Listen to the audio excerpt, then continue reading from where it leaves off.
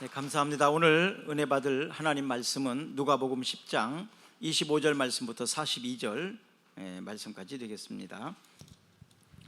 어떤 율법 교사가 일어나 예수를 시험하여 이르되 선생님, 내가 무엇을 하여야 영생을 얻으리이까? 예수께서 이르시되 율법에 무엇이라 기록되었으며 내가 어떻게 읽느냐. 대답하여 이르되 내 마음을 다하며 목숨을 다하며 힘을 다하며 뜻을 다하여 주 너의 하나님을 사랑하고 또한 내 이웃을 내 자신같이 사랑하라 하였나이다. 예수께서 이르시되 내 대답이 옳도다. 이를 행하라. 그러면 살리라 하시니. 그 사람이 자기를 옳게 보이려고 예수께 여짜오되 그러면 내 이웃이 누구니이까? 예수께서 대답하여 이르시되 어떤 사람이 예루살렘에서 여리고로 내려가다가 강도를 만나매 강도들이 그 옷을 벗기고 때려 거의 죽은 것을 버리고 갔더라. 마침 한 제사장이 그 길로 내려가다가 그를 보고 피하여 지나가고 또 이와 같이 한 레위인도 그곳에 이르러 그를 보고 피하여 지나가되 어떤 사마리아 사람은 여행하는 중 거기 이르러 그를 보고 불쌍히 여겨 가까이 가서 기름과 포도주를 그 상처에 붓고 싸매고 자기 짐승에 태워 주막으로 데리고 가서 돌보아 주니라. 그 이튿날 그가 주막 주인에게 데나리온은 둘을 내어주며 이르되 이 사람을 돌보아 주라. 비용이 더 들면 내가 돌아올 때에 갚으리라 하였으니 내 생각에는 이 세 사람 중에 누가 강도 만난 자의 이웃이 되겠느냐. 이르되 자비를 베푼 자니이다. 예수께서 이르시되 가서 너도 이와 같이 하라 하시니라.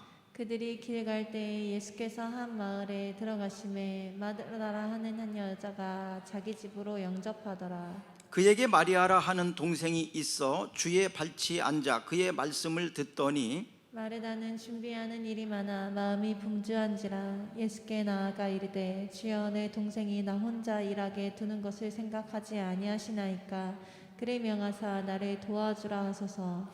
주께서 대답하여 이르시되 마르다야 마르다야 내가 많은 일로 염려하고 근심하나 몇 가지만 하든지 혹은 한 가지만 하더라도 족하니라. 마리아는 이 좋은 편을 택하였으니 빼앗기지 아니하리라 하시니라. 아멘. 인간 관계를 하다 보면 일 중심인 사람이 있고 인간 관계 중심인 사람이 있습니다.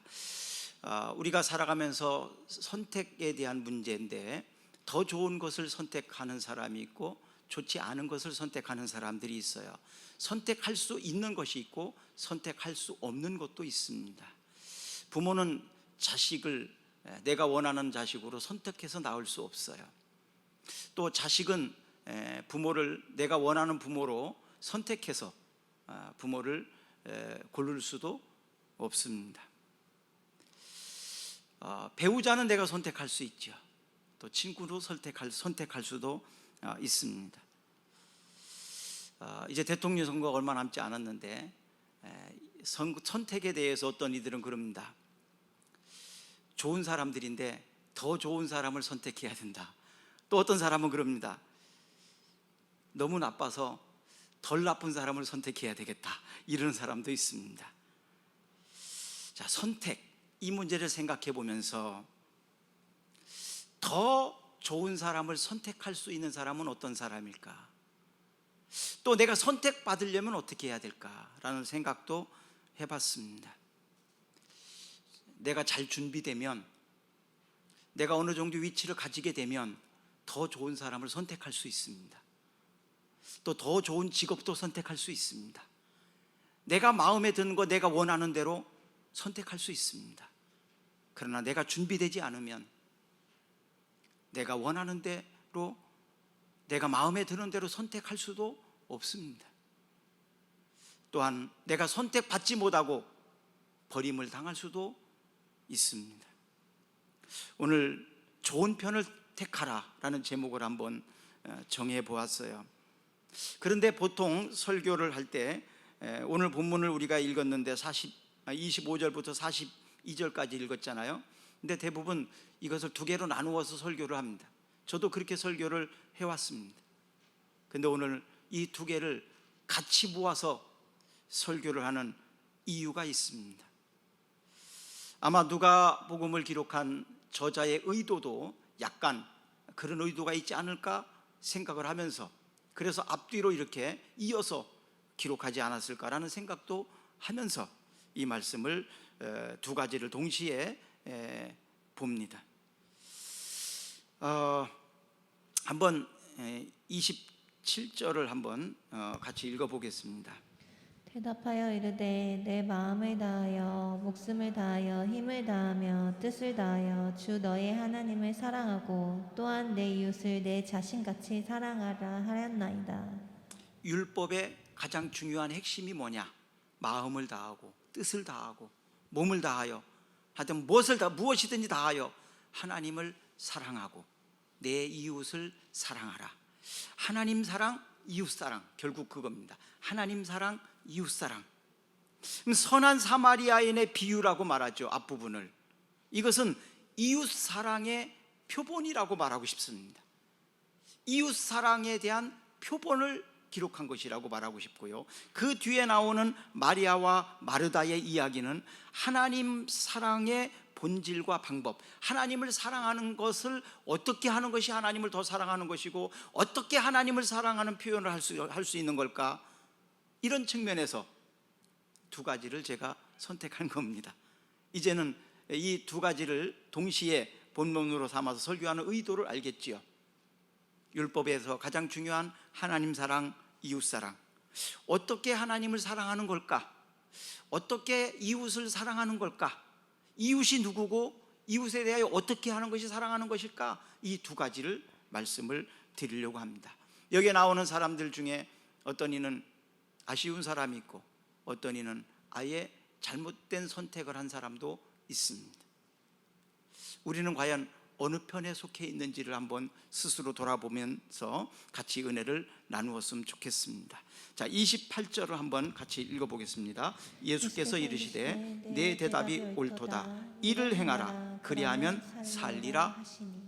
예수께서 이르시되 내 대답이 옳도다. 이를 행하라. 그리하면 살리라. 이것은 어떻게 해야 영생을 얻을 수 있겠습니까? 이 질문에 대한 예수님의 대답이에요. 율법사가 스스로 율법에 너무 잘 아는 사람이 대답을 했고 예수님은 네 말이 옳다, 핵심을 잘 잡았다 칭찬해 주는 거예요. 기분이 참 좋았겠죠. 자, 이 사람이 옳게 보이려고 또 이제 말합니다. 그러면 이웃을 사랑하라고 하셨는데 이웃은 누굽니까? 이거예요. 내 이웃이 누구입니까? 하나님은 알겠는데 내 이웃은 누굽니까? 누가 내 이웃입니까? 내가 누구를 사랑해야 됩니까? 그런 얘기죠. 자, 그때 이제 선한 사마리아인의 비유를 말하고 있습니다. 31절을 한번 읽어봅니다. 마침 한 제사장이 그 길로 내려가다가 그를 보고 피하여 지나가고. 네, 한 사람이 길을 가다 강도를 만났어요. 강도를 만나서 모든 것을 빼앗겼고 지금 맞아서 거의 죽게 생겼습니다. 근데 얼마 되지 않은 것 같아요. 그 사람이. 이 현장을 목격한 사람이 누구냐 하면 제사장입니다. 그것을 목격한 제사장은 두려웠겠죠. 지금 막 방금 전에 일어난 사건이라는 것을 직감하고 아마 강도가 멀리 있지 않을 거다. 나도 강도를 당할 수 있겠다. 그러고 피하여 갔다라고 말합니다. 피하여 갔다라는 것을 문자적인 것으로 찾아보니까 다른 방향으로 갔다라는 거예요. 가던 방향으로 계속 가지 않고 강도가 없을 것 같은 곳으로 얼른 다른 길로 돌아서 갔다는 거예요. 다른 방향으로 돌아서 갔다는 거예요. 지금 강도 만나서 거반 죽게 된 사람을 그냥 두고 사경이라는 사람을, 피를 흘리는 사람을 그냥 두고 그냥 갔다는 거예요. 제사장이 해야 되는 일이 뭡니까? 하나님을 향하여 예배하고 사람들을 돕는 일이지요. 사람들을 예배하고 사람들의 필요를 공급도 해주고 사람들의 필요를 위해서 하나님께 기도도 해주고 사람들을 보살피는 일입니다. 돌보는 일입니다. 그런데 지금 강도 만나서 거반 죽게 된 사람을 그냥 두고 다른 길로 가버렸다는 거예요. 아마도 이 제사장은 변명을 할 수 있을 거예요. 나도 강도 만날지 모른다는 것은 누구나 다 포함된 일이지만 또 다른 변명거리가 있을 수 있어요. 제사장은 시신을 만지거나 시신을 보거나 그러면 자가격리를 해야 합니다. 바로 그 일을 하지 못하도록 불결한 것으로 생각을 하기 때문에 제사장 직무를 바로 할 수가 없습니다, 법에 의하면. 그래서 이 제사장은 그런 변명거리를 두고 말할 수 있을 거예요. 만약에 이 사람이 죽게 된다면 내가 시신을 만진 사람이 되고, 그러면 내가 본격적으로 해야 될 직무, 제사장 업무를 못하니까 피할 수밖에 없었다고 그렇게 말할 수도 있었을 겁니다. 어쩌면 그런 변명을 가지고 도망갔을는지도 모릅니다. 그렇다면 이것이 정당화될까요? 최선의 행동이라고 말할 수 있을까요?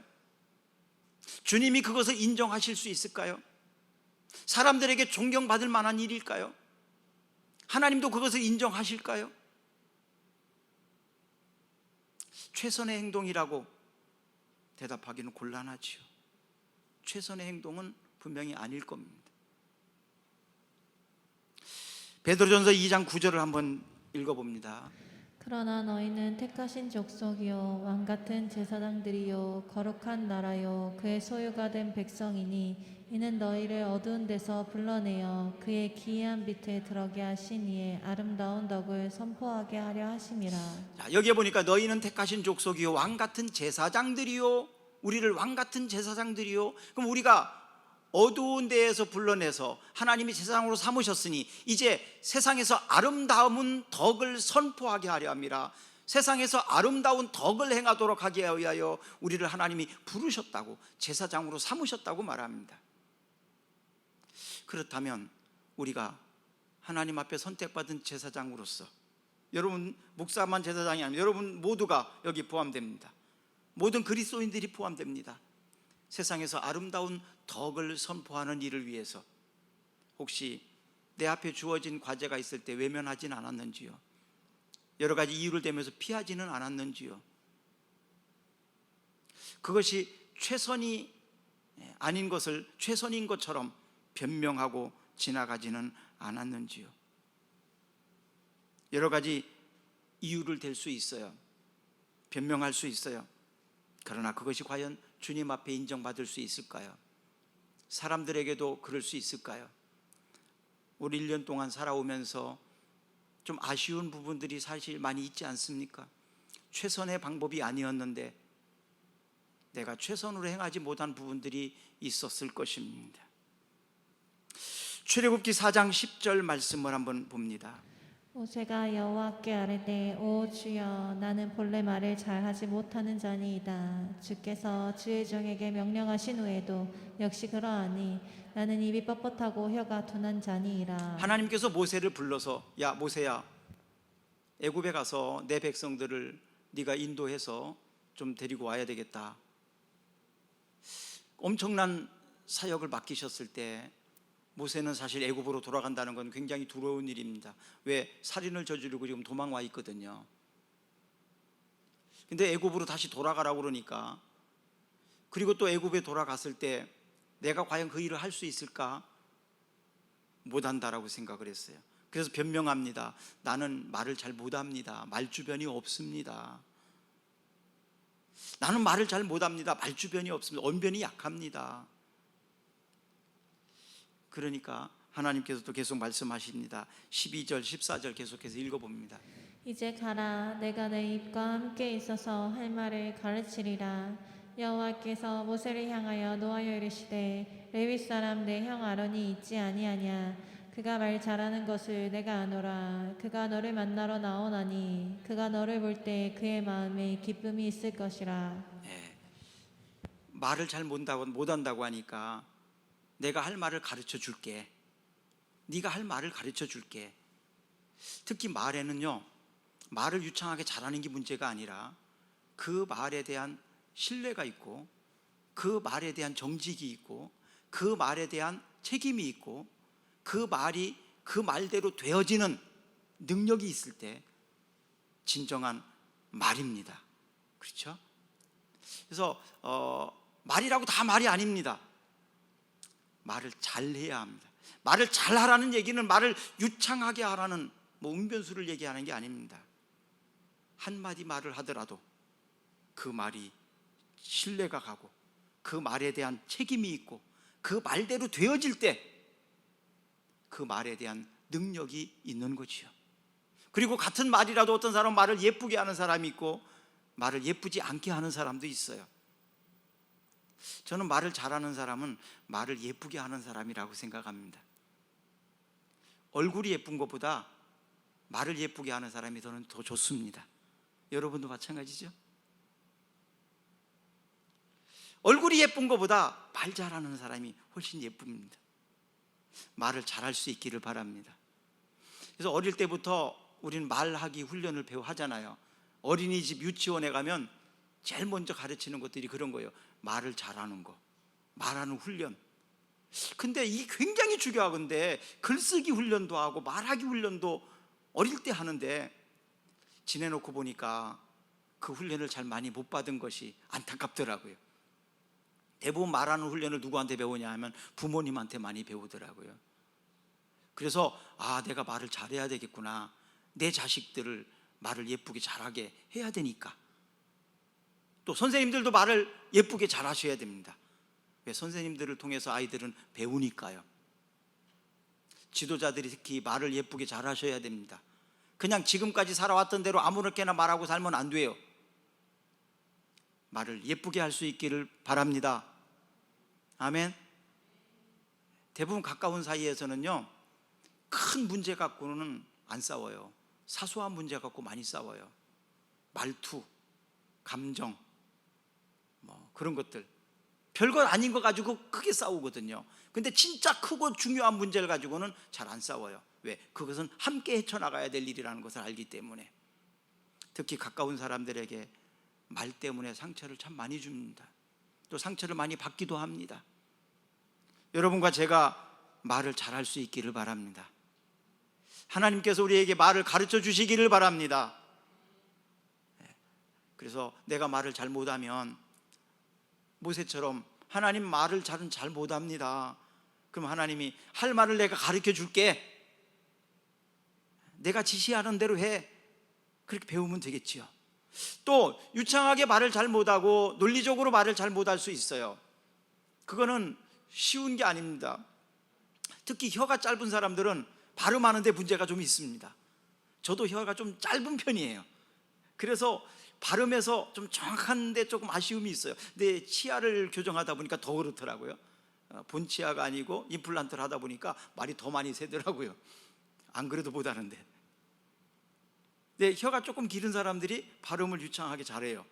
외국어나 이런 거, 또 외국인 사람들의 이름, 저한테는 그게 참 스트레스예요. 눈으로 머리에는 분명히 들어와 있어요. 근데 혀가 이상하게 안 돌아가요. 잘 꼬여가지고.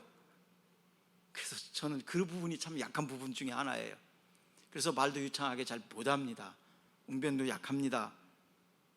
모세도 아마 그 심정, 그래서 모세의 심정을 저도 이해를 해요.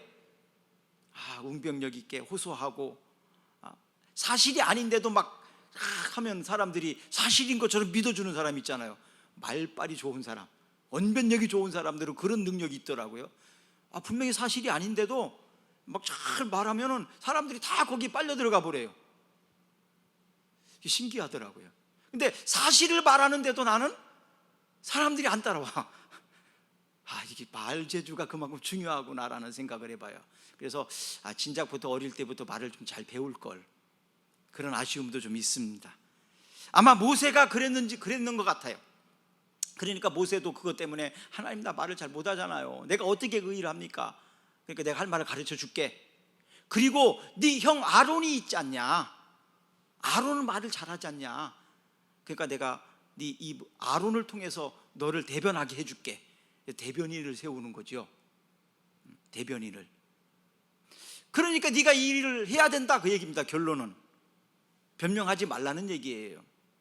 하나님은 말을 잘 못하는 사람도 쓰십니다. 아멘. 저 같은 사람도 쓰시잖아요. 근데 저보다 훨씬 말도 잘하고 똑똑하게 말한 여러분들이 쓰임받지 못할 이유가 어디에 있겠습니까? 하나님이 붙들어 쓰시면 다 쓰실 수 있습니다. 레위인들이 그 다음에 또 지나가죠. 레위인도 역시 제사장과 같은 부류인데, 레위인은 성전에서 일하는 사람들이에요.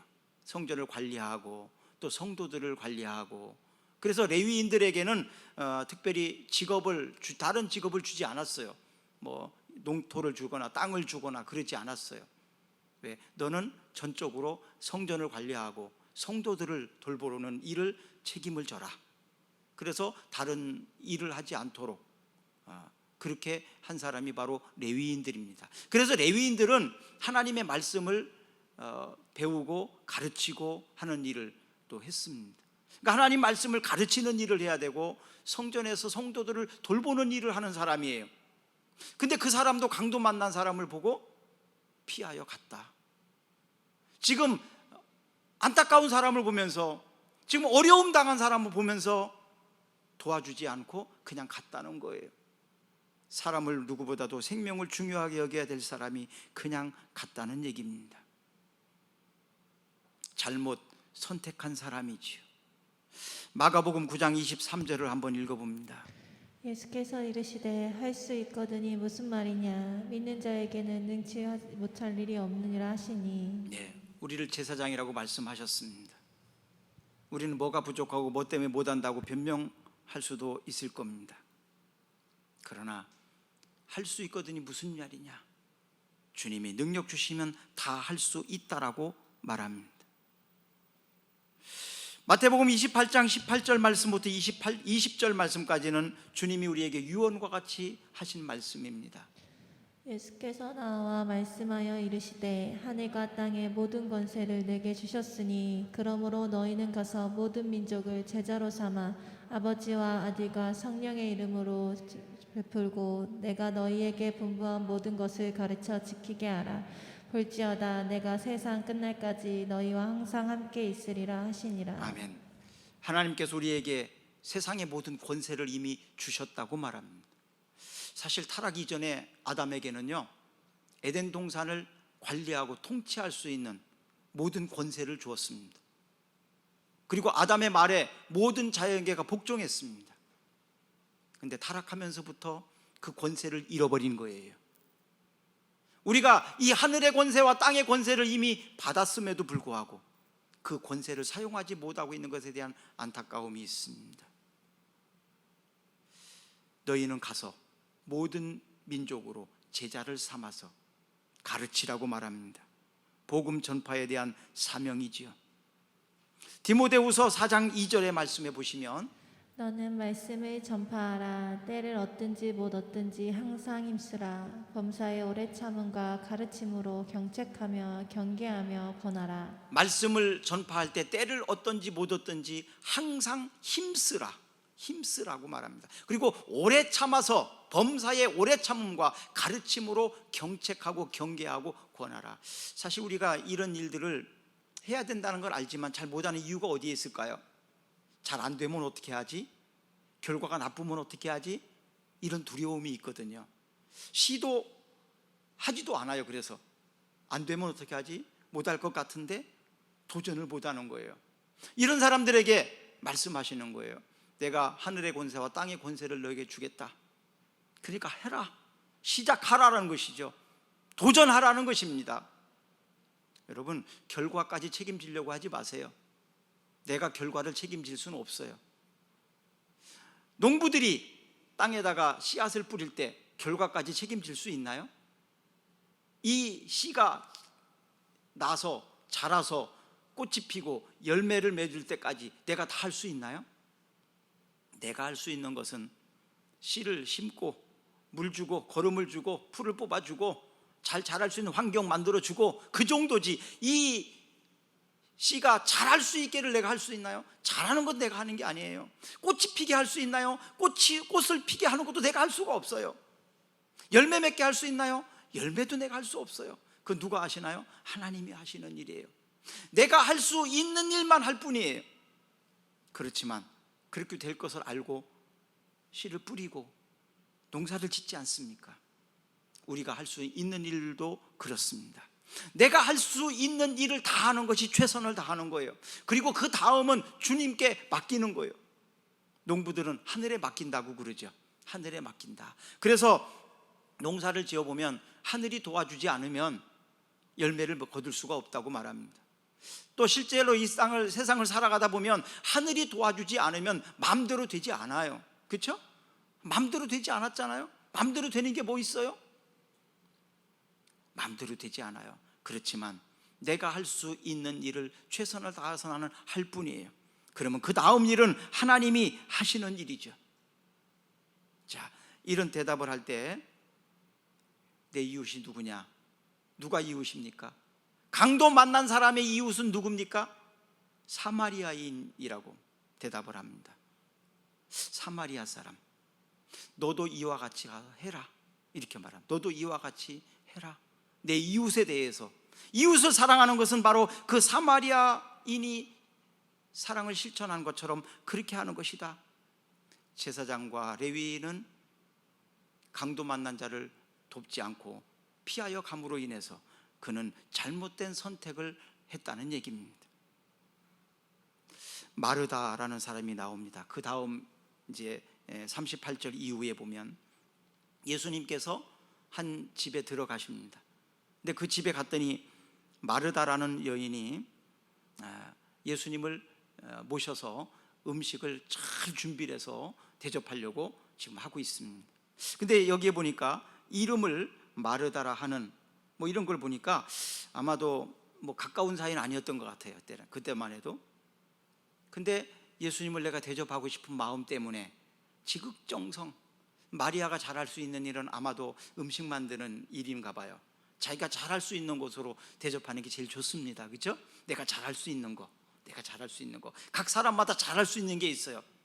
어떤 사람은 가르치는 일을 잘하는 사람도 있고, 어떤 사람은 음식을 만드는 일을 잘하는 사람도 있고, 어떤 사람은 뭐 제품을 만드는 일을 잘하는 사람이 있고, 어떤 사람은 연구 개발하는 걸 잘하는 사람도 있고, 어떤 사람은 판매하는 걸 잘하는 사람도 있고, 뭐 이렇게 다양하게 있습니다. 모든 것들 다 잘하진 못해요. 내가 잘할 수 있는 게 뭐예요? 마르다는 잘할 수 있는 게 음식 만드는 거였나 봐요. 그래서 예수님을 탁 모셔서 내가 잘할 수 있는 곳에 예수님 모셔 섬겨드려야지, 대접해야지. 그래서 막 분주하게 여러 가지 음식을 만들었나 봐요. 막 그러다 보니까 너무 바쁜 거예요. 마리아는 예수님 옆에 앉아가고 예수님 말씀만 듣고 있어요. 그래서 예수님 좀 마리아도 좀 보내가지고 내가 좀 너무 바쁘니까 도와주게 좀 해달라고. 인간적으로 뭐 이렇게 나쁜 정은 아닌 것 같아요. 그런데 예수님은 이 마르다 편을 들어주지 않고 마르다의 말을 거절합니다. 오히려 마리아가 지금 좋은 편을 선택했다, 그는 그것을 빼앗기지 않을 거다, 그러면서 교훈을 주고 있는 겁니다. 이 마르다 가정을 보면 뭐 경제적으로 이렇게 어렵진 않은가 봐요. 왜? 자기 집 소유를 가지고 있고, 또 대접할 수 있는 나눌 수 있는 물질도 있고, 그런 걸 보니까 그래도 괜찮았던 것 같고, 또 사람도 대접하기 좋아하는 사람이니까 넉넉한 사람이지요. 잘하는 겁니다. 그리고 더 잘하려고, 더 많이 해드리려고, 더 잘 대접하려고 마리아를 나를 좀 도와주게 해달라고 그렇게 말하는 거, 그것까지는 좋은데 문제는 뭐냐 하면 원망한 겁니다. 원망한 겁니다. 마리아를 보내서 나를 좀 돕게 해달라, 왜 쟤는 나를 돕지 않고 저러고 있나, 이런 원망하는 문제입니다. 어떤 과업을 행할 때에 내가 할 수 있는 최선의 것으로 해야지, 다른 사람을 관여하고 다른 사람까지 상관하면서 원망하고 불평할 때는 없었는지요. 마리아와 마르다 이야기를 통해서 하나님을 사랑하는 그 본질과 방법에 대해서 말씀하고 있다고 말씀드렸어요. 하나님을 사랑하는 그 본질, 어떤 방법으로 하나님을 섬기고 사랑하는 건가, 이 대답을 할 때 주님을 지금 맛있는 것으로 많이 대접해 드려야지 나쁜 건 아니에요. 우리식으로 말하면 교회에서 헌금도 많이 하고 여러 가지 자원으로 섬기기도 하고 좋은 일이죠. 그러나 그 일로 인해서 원망하거나 아니면은 자원하는 마음이 없이 억지로 하거나 인색하게 하거나 그러려면 차라리 한 가지만 하거라 그럽니다. 주님은 그 얘기예요. 많은 것을 대접하려고 분주하게 바쁘게 그러지 말고 한 가지를 하더라도 기쁨과 즐거움으로 해라. 이건 뭐 얘기예요? 헌금을 많이 해야지 어떤 부담이 있어서 많이 하다 보니까 이거 좀 교회를 못 나가겠어? 뭐 이런 마음까지 생기고 시험 들겠어? 이런 생각이 들 수도 있죠. 그러면 그렇게 하지 마라 그런 얘기예요. 기쁨과 즐거움과 자원함으로 할 수 있는 만큼 하라 이 말이에요.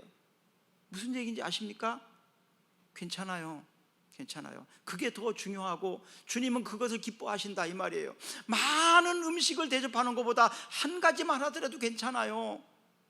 중요한 것은 원망함이나 불평하는 마음이 아니라 즐거운 마음으로 할 수 있게끔 해야 된다 이 말이에요. 자원함으로 할 수 있어야 된다 이 말입니다. 그리고 다른 사람에 대해서 관여하지 말라 이 말이에요. 왜 나를 돕지 않냐고, 또 다른 사람이 뭐 헌신하는 일에 있어서 너는 왜 헌신을 안 하냐, 너는 뭐 이렇게 적게 하냐, 뭐 그래가면서 다른 사람들을 관여하지 마라 이 말이에요. 헌금의 문제나 헌신의 문제는요, 두 가지가 다 있어야 가능한 거예요.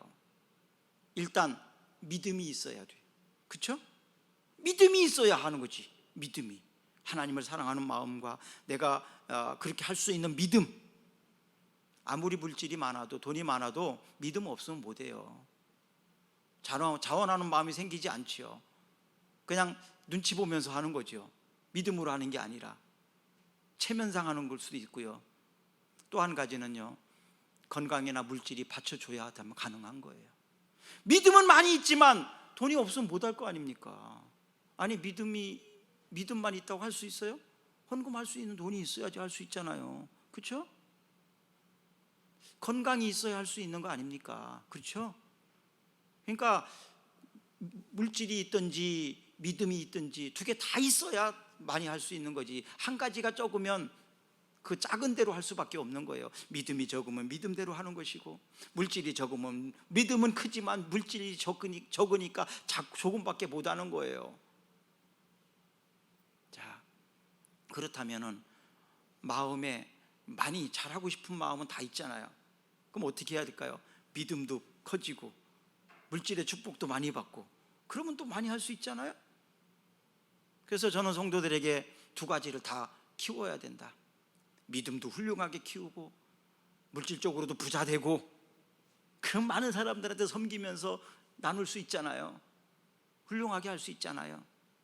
그래서 열심히 공부하라고, 열심히 더 노력하라고, 그래서 더 많은 사람들에게 나눠주는 그 기쁨을 좀 알라고, 그렇게 바라고 싶어요. 우리 그리스도인들은 특히 잘 돼야 됩니다. 그래서 예수 믿는 사람들이 잘 돼야 됩니다. 예수 믿는 사람들이 맨날 얻어먹고 다니면 그거 덕이 되겠어요? 얻어먹고 다니면서 너 예수 믿어, 나처럼, 아이고 너처럼 얻어먹고 다니라고 나도 예수 믿고, 그럴 거 아니에요. 야 예수 믿어, 야 너처럼 예수 믿으면 공부도 못하고, 야 맨날 꼴찌하고, 뭐 그러면 또 되겠어요? 덕이 안 되잖아요. 공부도 열심히 하고 막 사업도 잘하고 뭐든지 하면 막 잘하고, 그러면 야 예수 믿어, 그러면 그럴 거 아니에요. 내가 예수 믿으면 너처럼 잘 돼? 내가 예수 믿으면 너처럼 잘할 수 있어? 그때 한마디 해줄 수 있지요. 하나님이 그렇게 도와주실 거야. 나도 내 힘으로 하는 거 아니야. 하나님이 도와주셔서 그래. 하나님의 은혜야. 그렇게 말할 수 있잖아요. 그렇게 전도할 수 있지 않습니까? 그렇게 당당하게 할 수 있지 않습니까? 그래서 우리 예수 믿는 사람들이 잘 돼야 됩니다. 할렐루야. 잘 되기를 바랍니다. 그 잘 될 수 있도록 기도해주고 잘 될 수 있도록 도와주고 그래야 돼요. 그래서 특히 교인들끼리 그래서 더 잘 도와줘야 됩니다. 이왕이면은 예수 믿는 사람들이 잘 돼야 되니까 기도도 해줘야 되고, 예수 믿는 사람이 건강하고 잘 될 수 있도록 내가 그 사람을 도와줘야 될 거 아니에요. 그래서 같은 상황이 조금 뭐 내가 덜 먹더라도 우리 교인들 것 갖다 팔아주고 그러는 거 아니에요. 왜? 싸게 살라고 가는 게 아니에요.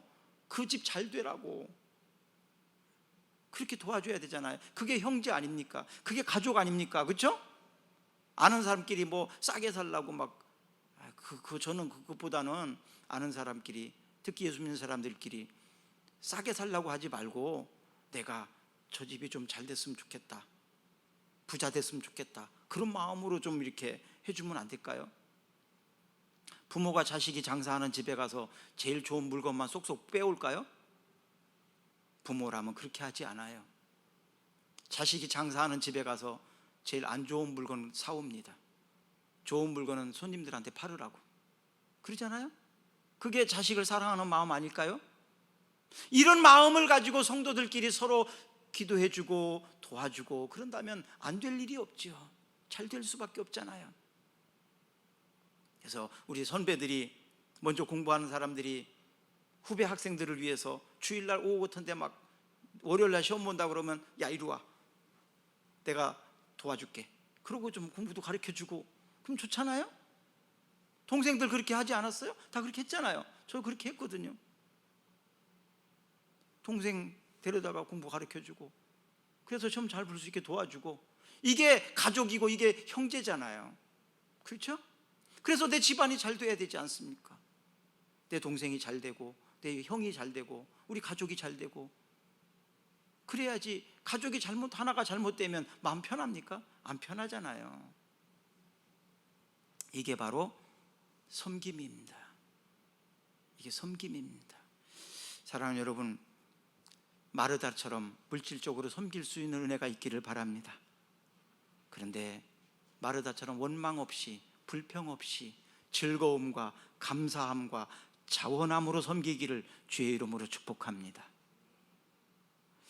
자, 좋은 편을 선택한 사람들을 봅시다. 사마리아 사람입니다. 사마리아 사람. 이 사마리아 사람은 해필이면 왜 사마리아 사람이라고 했을까? 평범한 유대인이라고 해도 될 텐데, 근데 이유가 있는 것 같아요. 사마리아 사람은 유대인들과 원수지간입니다. 그런데 이 사마리아 사람이 자기를 벌레처럼 여기고 자기를 인간 취급도 안 하는 사람, 그 사람이 강도 만났을 때 그를 데려다가 치료해 줬다는 얘기예요. 반대로 했다면 어떨까요? 반대. 이걸 만약에 거꾸로, 제가 한번 그렇게 생각을 해봤어요. 만약에 사마리아 사람이 강도 만났고 유대인이 지나가다가 그 강도 만난 사람을 도와줬다고 거꾸로 입장을 바꿔서 했다면 어땠을까요? 아마도 원수지간인데 자기가 미워했던 사람인데 그 사람을 도와줬다, 이렇게 원수도 사랑하는 곳으로 갈 수 있겠죠. 근데 자기를 미워했던 사람을, 자기를 인간 취급도 안 했던 사람을 도와주는, 이것도 비슷한 거겠지만 약자가 강자, 강자가 약자, 뭐 이렇게 뒤바뀌는 것이 될 수도 있을 것 같습니다. 원수도 사랑하라는 것이 주님의 명령이었습니다. 예수님의 12제자들을 보시면요, 제자들이 하나같이 협력해서 일할 만한 그런 관계들이 못 돼요. 별로 사이들이 좋은 관계가 안 돼요. 특히 나쁜 사이가 누군지 아십니까? 지난주에, 어제 말씀드렸던 그 마태는 세리였잖아요. 세리는 로마 사람들에게 자기 민족의 세금을 걷어다가 로마에 갖다 주는 사람이에요. 근데 정반대의 일을 한 사람이 있어요. 시몬입니다. 시몬은 어떤 사람이냐? 독립군이에요. 우리로 말하면 로마의 압제로부터 우리가 해방돼야 된다. 그래서 로마에 협력하는 사람들을 테러하고 뭐 붙잡고 뭐 그 사람들 죽이기도 할 수 있어요. 아주 증오하는 사람입니다. 그러면 자, 12제자 중에서 마태는 세리예요. 로마에 협력하는 사람이에요. 시몬은 그 반대 사람이에요. 그러면 시몬과 마태는 어떤 사이일까요? 특히 시몬이 마태를 볼 때 어떤 감정이 있을까요? 저놈은 도저히 내가 용납할 수가 없어. 어떻게 저런 것이 12제자 안에 들어올 수 있어? 나는 저 사람이 있는 곳에 함께 할 수가 없어. 이렇게 할 수도 있는 관계입니다. 그렇죠? 예수님이 12제자 중에 특히 그런 관계가 있다 이 말이에요. 그런데 이 시몬과 마태는 3년 동안 예수님의 훈련을 받고 복음을 위해서 함께 헌신하는 제자입니다. 어떻게 이게 가능할까요? 제가 이 말씀을 드리는 이유는 지금 정치적인 부분이나 이런 것들이 지역적인 부분이나 여당이냐 야당이냐 이런 걸 가지고 갈등을 하고 싸우고 있는 이 모습을 보면서 좀 가르치고 싶어요. 여당의 생각을 가질 수 있고 야당의 생각을 가질 수 있어요. 호남의 생각을 가질 수 있고 경상도의 생각을 가질 수 있어요.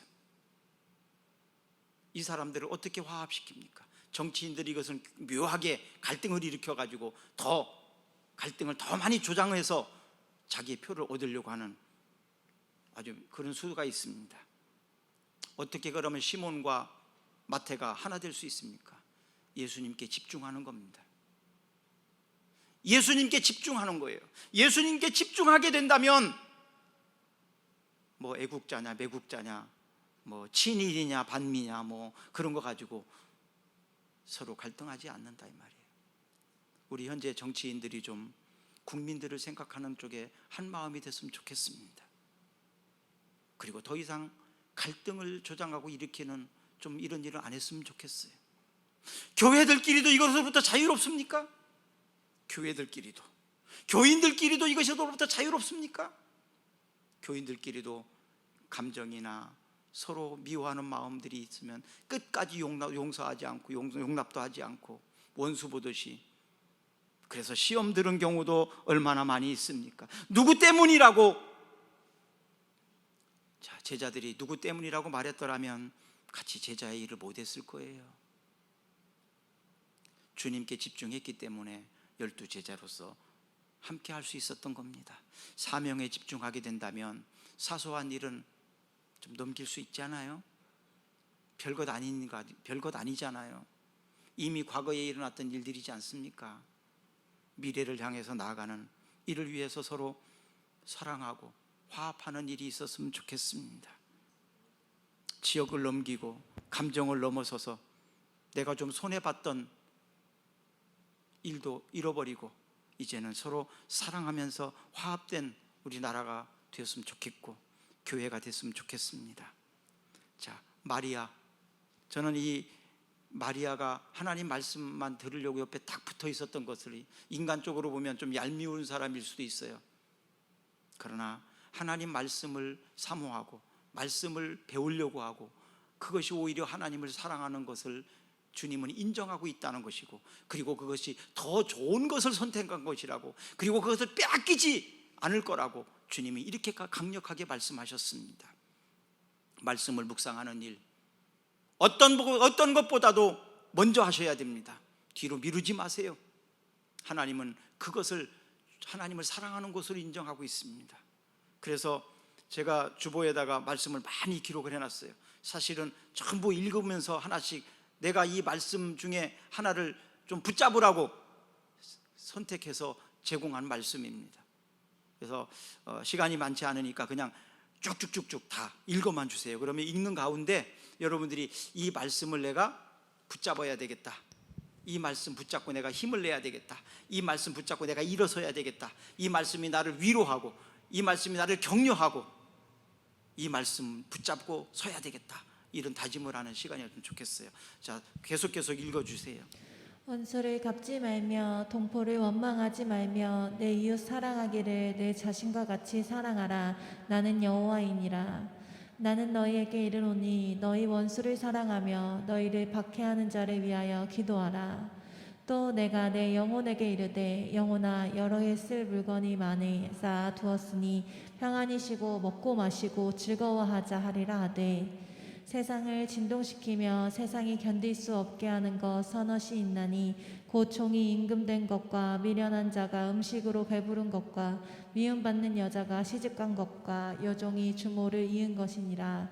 제자들이 성경 말씀에 주의 전을 사모하는 열심히 나를 삼키리라 한 것을 기억하더라. 너희는 더 큰 은사를 사모하라. 내가 또한 가장 좋은 길을 너희에게 보이리라. 그러므로 너희도 영적인 것을 사모하는 자인즉 교회의 덕을 세우기 위하여 그것이 풍성하기를 구하라. 좋은 일에 대하여 열심으로 사모함을 받음은 내가 너희를 대하였을 때뿐 아니라 언제든지 좋으니라. 이들이 이제는 더 나은 본향을 사모하니 곧 하늘에 있는 것이라. 이러므로 하나님이 그들을 하나님이라 일컬음을 받으심을 부끄러워하지 아니하시고 그들을 위하여 한 성을 예비하셨느니라.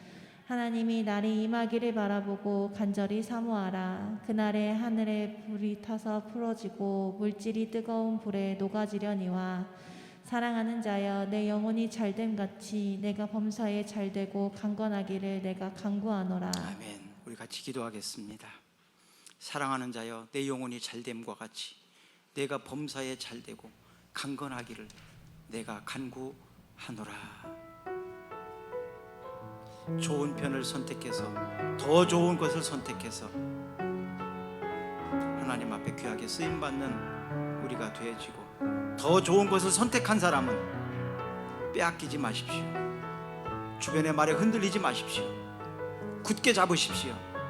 그리고 그 말씀을 붙잡고 주님이 기뻐하시는 일을 당당하게 달려가시기를 바랍니다. 우리 다 같이 일어나셔서 찬양하겠습니다.